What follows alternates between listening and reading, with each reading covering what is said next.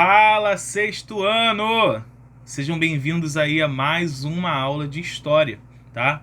Eu sou o professor Caio Arcoverde, para quem ainda não me conhece, professor de História da rede do Colégio Força Máxima.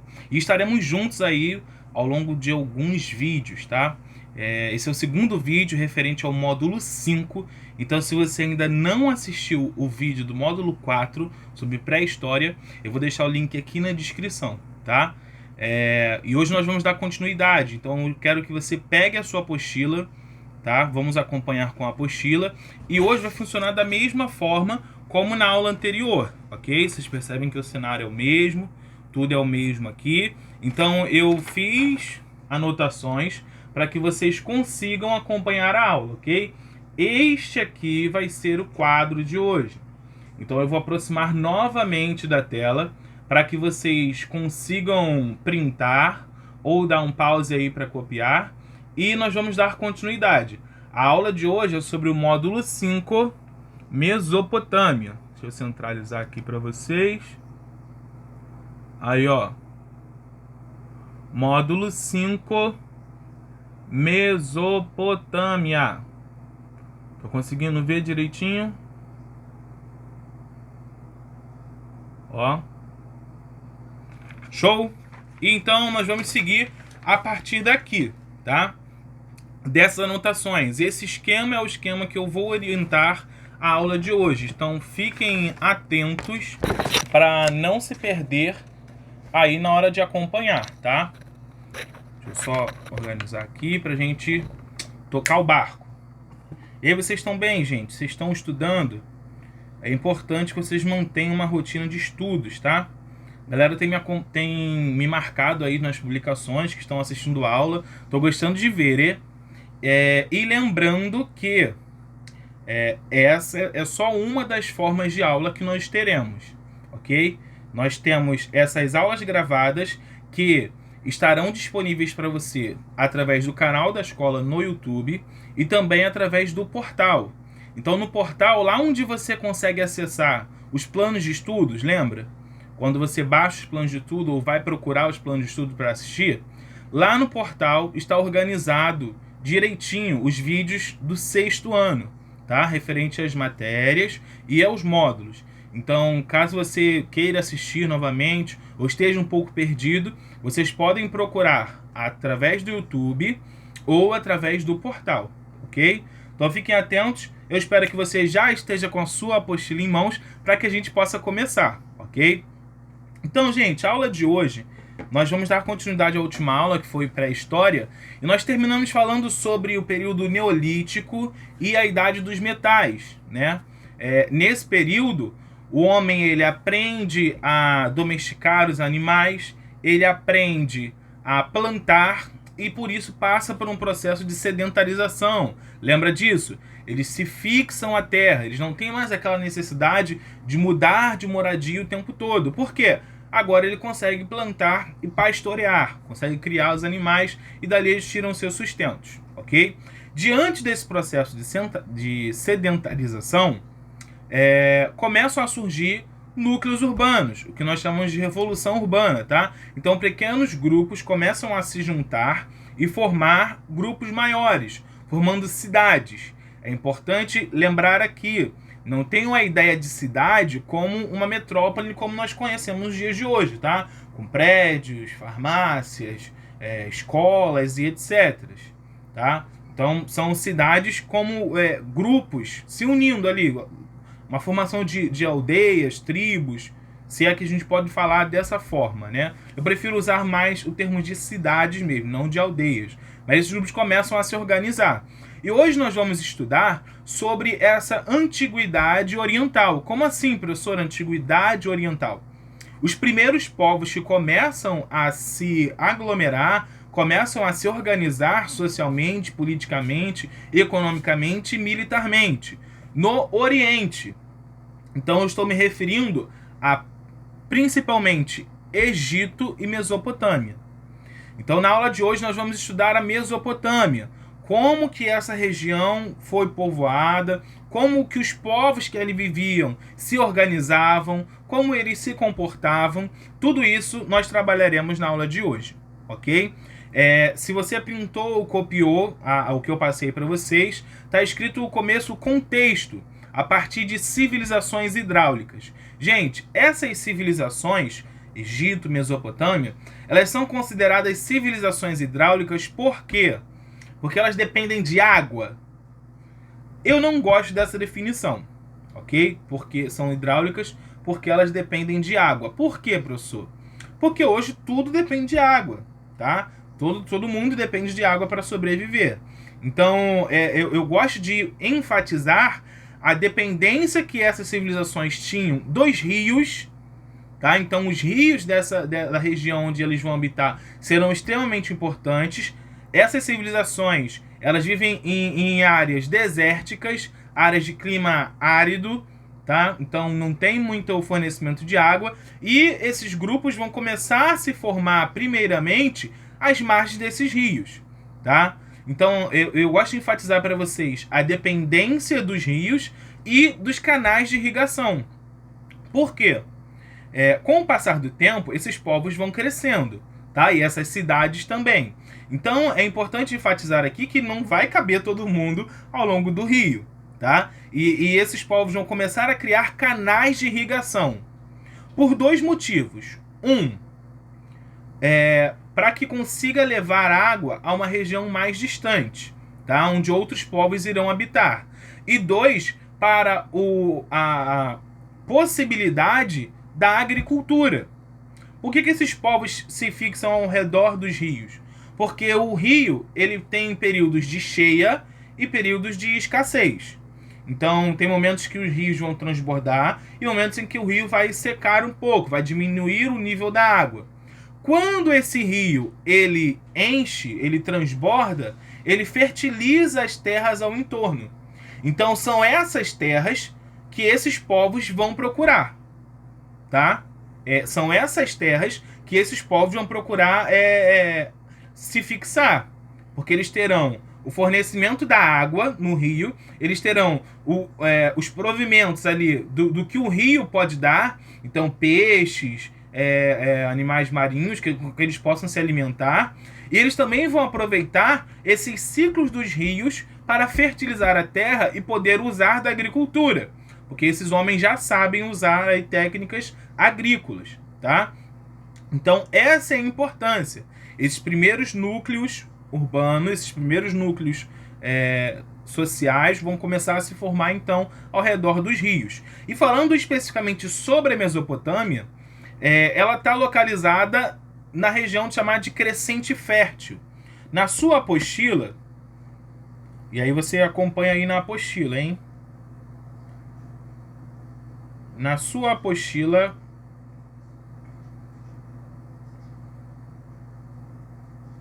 é porque eu tô com a apostila digital aqui, tá, gente?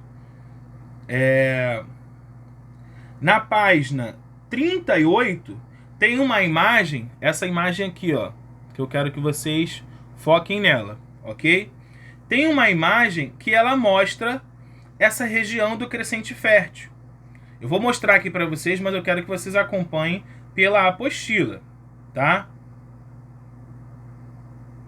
Ó, aqui, ó, é essa imagem aqui, ó. Esse é o Crescente Fértil. Então é uma região que engloba aqui, ó, o Egito, parte do Egito, e a área conhecida como Mesopotâmia, tá? Por que Crescente Fértil, professor? Porque ela está localizada nessa região aqui do Oriente Médio, que tem um formato de uma lua crescente, tá? Ela tem um formato de uma lua crescente e recebe esse nome de Crescente Fértil por conta da proximidade dessa região com os rios, vai fazer com que essas terras sejam férteis.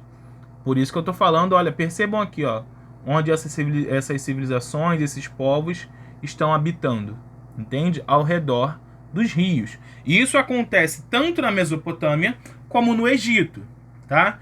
Essa região da Mesopotâmia é localizada entre os rios Tigre e Eufrates, tá? E esses rios serão extremamente importantes para que eles possam, então, usufruir do que essa água dá, na questão da fertilidade para a agricultura e de conseguir sobreviver com esses recursos da água, ok? Então tenham atenção a isso, porque pode ser motivo de questão, tá? Pode ser que algum momento apareça para você perguntando a importância dos rios para as civilizações da Antiguidade Oriental, ou a importância dos rios para os povos que viviam na Mesopotâmia, a importância dos rios para os povos que viviam no Egito, tá? Tá fazendo relação a isso, ao uso dos recursos que esse rio pode dar para esses povos e também a possibilidade de irrigação e fertilização das terras, tá? Então eles pegam a água que está lá nesse rio, criam canais de irrigação, e isso vai ser uma grande novidade para esse período, e também aproveitar a fertilização das terras, ok? Esses povos mesopotâmicos, eles são geralmente compostos por impérios teocráticos, ok? O que você quer dizer com isso, professor? Vamos começar com a questão do império. O império, ele geralmente traz uma ideia de expansão, traz uma ideia de grande extensão. Então são povos que começam a dominar outros povos e vão aumentando seus domínios, tá? E nós vamos perceber isso aqui, que ao longo da aula de hoje nós veremos povos que vão começar a dominar outros povos e vencer e se expandir. Vem outro e domina sobre ele, tá? Então a formação de impérios teocráticos. E por que teocrático? Theo é Deus, tá? E Kratos de poder. Então, esses impérios são pautados pela orientação religiosa. Então o chefe religioso geralmente é o chefe político, é o líder desse grupo, tá? Ou o líder desse grupo, ele é legitimado pela religião. Então os sacerdotes vão dizer que ele é um representante de Deus da terra, que ele é um escolhido de Deus para governar aquele povo, tá? Então por isso nós chamaremos esses impérios de impérios teocráticos. Não é uma regra, tá? Haverão sociedades que não serão impérios. Nós vamos discutir isso aqui, tá? Mas geralmente são tratados dessa forma. E esses impérios, eles têm uma organização militar muito grande. Por quê? Ao contrário do que acontece no Egito, e aí olha novamente a sua apostila nessa figura do crescente fértil, ok? Deixa eu virar aqui. Ó, presta atenção aqui. O Egito, ele conta nessa parte aqui com um relevo de proteção, ok? Na saída para o mar. E do outro lado, ele tem o deserto. Na Mesopotâmia, não. Você tem uma grande área aberta, tá? Então, uma grande área aqui, ó, de clima desértico, uma área aberta, e que pode ser facilmente alvo de dominação, de invasão dos outros povos. Então esses povos acabam que são obrigados a se organizar militarmente para a defesa, tá? Caso algum povo queira atacá-los, queira dominá-los, e também para o ataque, tá? Porque nós estamos falando aqui de impérios, aquela ideia de expansão, então eles vão tentar dominar outros povos. E por que que isso é importante, professor? Gente, nós estamos falando de uma região de clima desértico. Então, quem tem água, quem tem mais proximidade com a água, quem consegue aproveitar mais os recursos da água, os recursos desses rios, tende a prosperar mais, tá? Então começa uma grande disputa aí para ver quem vai conseguir usar mais esses rios. Então os povos vão um dominando o outro, um guerreando contra o outro, pela disputa dos recursos que esses rios podem oferecer, tá? Então por isso que geralmente aí haverão grandes conflitos. E vamos trabalhar isso. Como eu falei, os rios eles fertilizavam as terras. Então a economia desses povos que habitavam a Mesopotâmia, majoritariamente, ela vai ser voltada para a agricultura. Também haverão trocas comerciais, tá? Esses povos vão aproveitar dos rios para navegar e entrar em contato um com o outro e fazer trocas comerciais, ok? Mas a principal fonte de riqueza, a principal fonte da economia desses povos é a agricultura. Então eles vão viver plantando, eles vão viver aproveitando a fertilização desses rios para a agricultura, ok? Então, em termos de organização social, eles são impérios teocráticos e, em termos econômicos, eles vivem principalmente da agricultura. A agricultura é a principal fonte econômica e de renda para esses povos. Show? Em relação à cultura, esses povos também, majoritariamente, serão politeístas. Você já deve ter ouvido falar esse termo, mas nós vamos discutir aqui a diferença entre politeísta e monoteísta. Como eu falei, Tel, faz referência a Deus, ok? Então, monoteísta são pessoas ou povos que adoram, que servem apenas um Deus. Mono é um, tá? Agora, politeísta, poli é de vários. Então, esses povos vão cultuar, vão adorar, vão servir a vários deuses, tá? Então, em termos de cultura, a religião desses povos da Mesopotâmia é uma religião politeísta.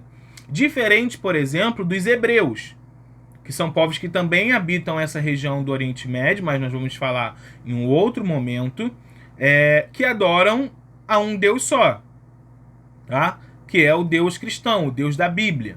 É uma religião monoteísta. Então eles adoram somente a um Deus.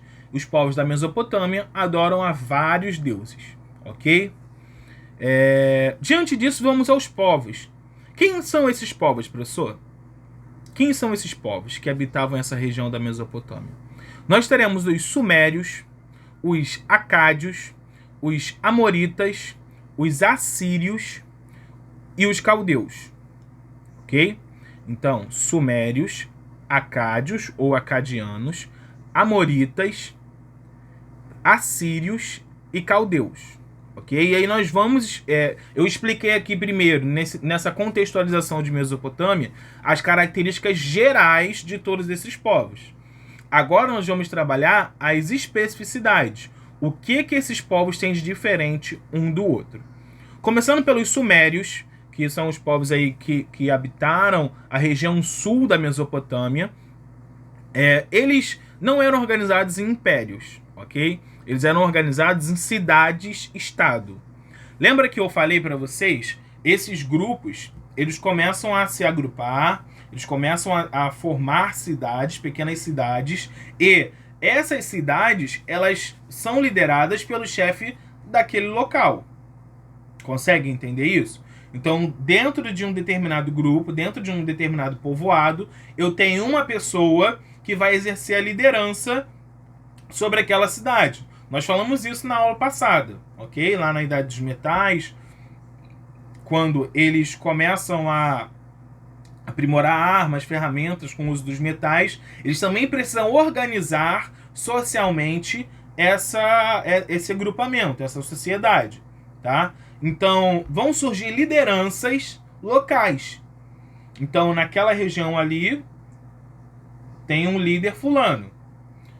Na outra cidade, tem o líder ciclano. Você não tem uma figura de autoridade só que manda em toda essa região. Cada cidade tem a sua autonomia. Então, cidades-estados são cidades independentes. Cada cidade dessa, dos sumérios, elas terão as suas próprias leis, as suas próprias medidas, a sua própria moeda, diferente da outra, tá? Então, isso são cidades-estados, são cidades independentes uma das outras. Elas não têm uma figura de autoridade, como no caso de um império, que manda em toda aquela região, tá? E por que os sumérios são extremamente importantes? Os sumérios, eles vão inventar a escrita, né? É atribuído a eles a invenção da escrita. Então, foi onde foram encontrados os primeiros registros arqueológicos de escrita. Então, nessa região onde os sumérios habitavam, foram encontradas argilas com símbolos. Nessas argilas, eles escreviam nela. Geralmente, eram associados à contabilidade, então a números, mas também haviam registros escritos nessas tábulas de argila. E depois elas eram colocadas no sol para resfriar, né, para endurecer. Então eles faziam uma tábua de argila, escreviam sobre ela, depois botavam no sol para aquela argila endurecer, ok? E aí você tinha o registro escrito, tá? E qual era o tipo de escrita descoberta, inventada pelos sumérios? É a escrita cuneiforme, tá? Então, os sumérios, é atribuído a eles a invenção da escrita, né? Então, os primeiros registros de palavras, de números, registrados lá, e também a utilizada a escrita cuneiforme, ok? Os sumérios eram cidades-estados e politeístas, tá? Então adoravam a vários deuses. E era muito comum que eles fizessem construções muito semelhantes às pirâmides, mas que não eram as pirâmides como as do Egito, tá? Olha aí na sua apostila, na página 40, tá? Você tem templos, aqui, ó. Esses são os zigurates. Então você tem templos em formatos de pirâmide, mas que não são como as pirâmides do Egito, tá? E esses são os templos que eles vão construir para os seus deuses.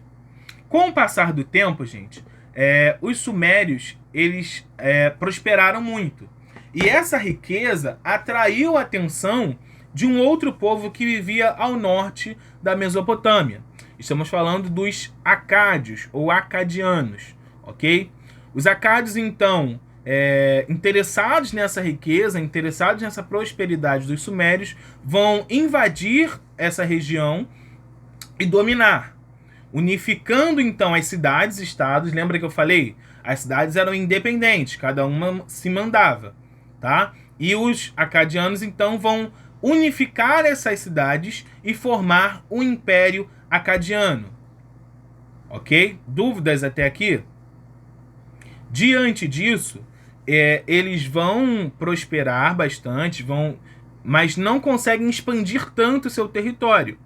E acabam sendo atacados por um outro povo, tá? Que são os amoritas. Os amoritas, sob a liderança de Hammurabi, que era um rei muito forte, né, nesse contexto, ele consegue atacar os acádios, dominar a região onde os acádios viviam e também conquistar toda a região que compreende a Mesopotâmia, formando um grande império chamado de Império Babilônico. Então, os amoritas vão formar o Império Babilônico, ou seja, eles vão se expandir, eles vão dominar toda a região compreendida como Mesopotâmia, ok? Sob o comando de Hammurabi. E esse nome você certamente deve já ter ouvido, e até coloquei aqui para vocês nesse esqueminha, que foi ele quem criou o Código de Hammurabi. O Código de Hammurabi é o primeiro registro de leis escritas. Então, se você quiser, puxe uma setinha aí do lado de Código de Hammurabi e escreve aí, ó, primeiro código ou registro de leis escritas. Tá? Isso é extremamente importante, porque antes as tradições eram orais, as leis eram orais ou baseadas pelo costume. Agora a lei está escrita. Então eu posso questionar ou eu posso recorrer a essa lei quando for necessário, porque ela está escrita. E sobre o que está escrito, filho, tá ali, preto no branco, se está escrito, está escrito. Tá? E esse Código de Hammurabi, ele vai ser baseado na lei de Talião, ou princípio de Talião, que você também já deve ter ouvido falar a frase, mas não conhece como lei de Talião, que é a do olho por olho, dente por dente, ok? Então esse vai ser o princípio que vai orientar o Código de Hammurabi. E aí na sua apostila também fala sobre isso, ó. Lá na página 41, em cima da questão aí de aprofundamento, ó. Olha um exemplo aí do que era esse Código de Hammurabi, e baseado nesse princípio de Talião. Se um construtor erguesse uma casa e ela caísse e matasse o dono, o construtor deveria ser condenado à morte. Por quê?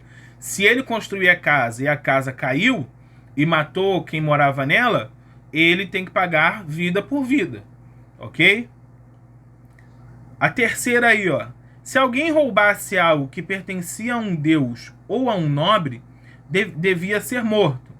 A mesma pena se aplicará à pessoa que recebesse os objetos furtados. Então, se alguém roubar um deus ou um nobre, deve ser morto. E se alguém comprou esses objetos roubados, ou pegou, recebeu esses objetos roubados, deveria ser morto da mesma forma. Então percebam que é tudo, ó, olho por olho, dente por dente, tá? Essas regras muito certinhas. Após a morte do Hammurabi, o Império Babilônico ele começa a se fragilizar.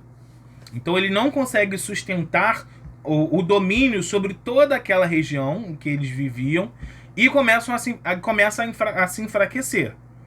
É aí que abre espaço para um outro povo, os assírios, que vão conquistar essa região da Mesopotâmia e dominar muitos povos. O Império Assírio ele começa a se estender e ele chega até atacar o norte do Egito, tá? Esses povos assírios, eles são extremamente violentos. Então eles são conhecidos por uma organização militar muito grande, muito boa, e pela violência no combate, tá? Eles eram extremamente cruéis, eles não perdoavam ninguém, eles dominavam os povos e dizimavam esses povos, tá? Então, esse estilo de violência faz com que muitos povos dominados, conquistados pelos assírios, alimentem o ódio contra eles, tá? E o que é uma coisa importante sobre os assírios? Eles são os primeiros povos a criar um exército permanente. Como assim? Um exército como tem nos dias de hoje, tá? Porque quem ia para as guerras, quem ia para os conflitos, eram os camponeses. Os assírios, então, eles começam a separar pessoas, a treinar essas pessoas, e essas pessoas são as pessoas que irão lutar por nós. São os soldados, os guerreiros que irão lutar e nos defender. Então, coube aos assírios a criação de um exército permanente, como existe até os dias de hoje. Então, o Brasil tem um exército. Em caso de guerra, o exército brasileiro é convocado, ou as forças armadas de uma forma geral. Os Estados Unidos têm lá suas forças armadas também. Então, cada país tem um exército permanente. Você não tem pegando pessoas aleatórias e mandando elas para a guerra, tá? Então, essa é uma característica muito importante dos assírios. E qual é a grande questão?